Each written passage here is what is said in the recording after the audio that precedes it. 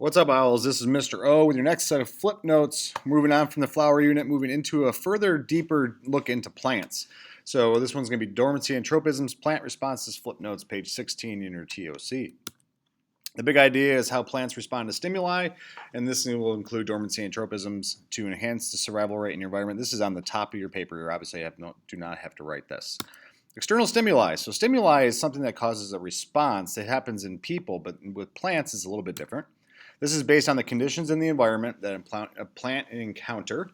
And we will have 7 of these, even though you're looking at your paper and it says 1, 2, 3, 4. You have to include 5, 6, 7 in the blank spot to the right. And these are gravity, sunlight, temperature, day length, touch, chemical, water. There are several more stimuli, but in 6th grade, this is 7 we will focus on.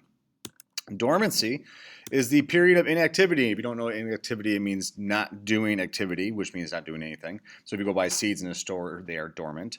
And a mature seed prior to or before, that's what prior to means, germination. Remember, germination is when it starts to sprout. And this is after fertilizations happen. You have a complete seed that's ready to grow into a plant. It will wait for certain conditions. These 2 things will be, it will remain dormant until the conditions are favorable for growth and development.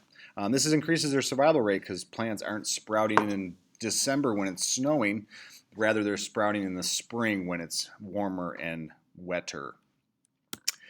Tropisms, by definitions, are plants' movement, and you have to include turning and bending. That's how plants move. They're not going to get up and walk most of the time. They're going to move slowly by turning and bending to an external stimuli.